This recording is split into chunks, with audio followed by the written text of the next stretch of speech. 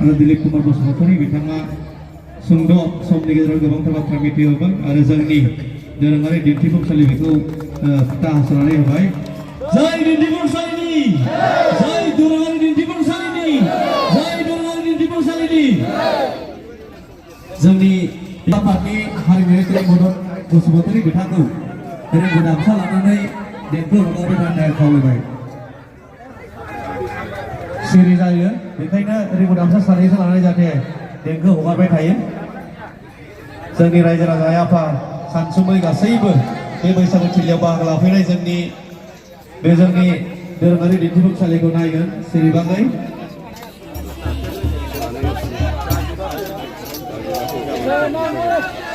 गले गले फोसावखादों जोंनाव गाबोन 12 रिंगा जानाय लोगो लोगो जोंनि बिजिरगिरि बिथांमोनखौ जोंनि दिन्थिफुंसालियाव लानानै फैगोन। बिजिरगिरिफोरा फारियै बासुगाव फरायसालिमानि गोरायुं डक्टर अनिल चन्द्र मुसाहारि आरो बिजनि फरायसालिमानि बर' बिफाननि गाहाय डक्टर गोदोम ब्रह्म कसारि आरो लोगोसेनो क'क्राझारनि सासे थुनलाइगिरि केन्द्रमूर्ति बसुमतारी बिथांमोना बाहागो लाफैगोन आरो बिजिरगिरि महरै बिजिरनायनि हाबाखौ मावगोन। आरो दिनैनि दिन्थिफुंसालि बेखेवगिरि आलासि गासै सानस्रिफोरनि रिकमेन्ड गासैखौबो जोबनानै गाबज्रियो। खालि आफादनि दिन्थिफुंसालि मावगिरिफ्रा रोखायै क्लियार खोन्थानानै होयो मिथिहोयो बिथांमोनजों खावलायबाय।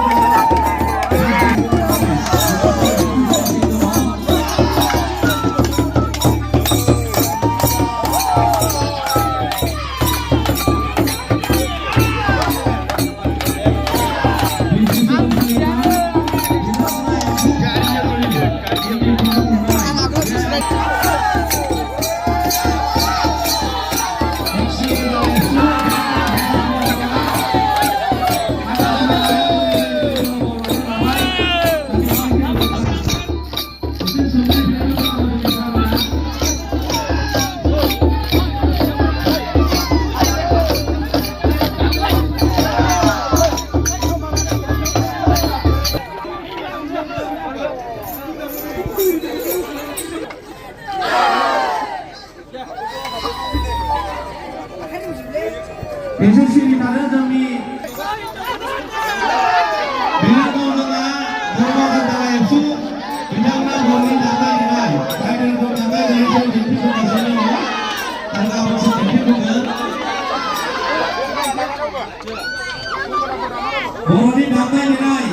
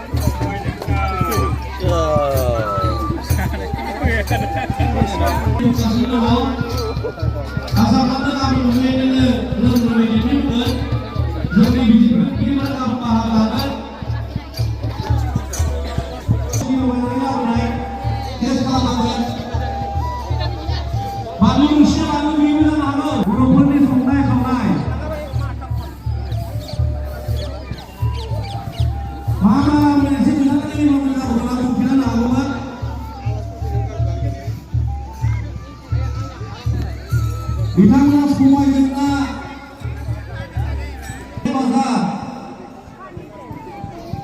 थांनानै अमा बिथांमोना दिन्थिफुंगासिनो दङ आबाद मावनाय मा आबाद दं फालिनायनि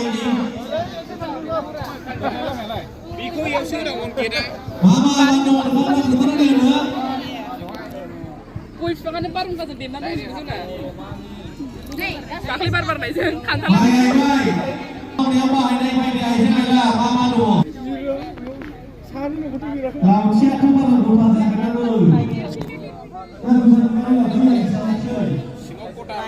माइ सौनानै लाबोनाय देखा माइज्लि दङ माइज्लि दोननाय थुमनाय दोननाय माइज्लि बेजों खायो जाहाथे बिफां-लाइफाङा बेमार आजार जाया बिनि थाखाय बेखौ खानाय जायो हासिनियालाय ओइ माइयाथ' आं जाथारबाय बावखा गैया बावखा दाउखि बेरले मा जाखोब्ला बेलाय मा जाखो नारखो बुदां राजकुमारी राजखुंगुर राजकुमार रानी राजा जाहैदों नै राजा न'खर एबा बर'नि न'खर हाबोनो साननाबो ओइ बखरा हाबबाय जोंना नै बर'नि सिनायथि मोननाय GI टेग मोननाय दा बिसोरनो बड' दख'ना बड' एरिसिल बड' जोमग्रा बड' गामसा बड' खेरादाफिनि बड' थरखा बड' गंगार दुन्दिया बड' खाम बड' सेरजा बड' सिफुं बड' खारदै बड' गंगना आरो बड' जथा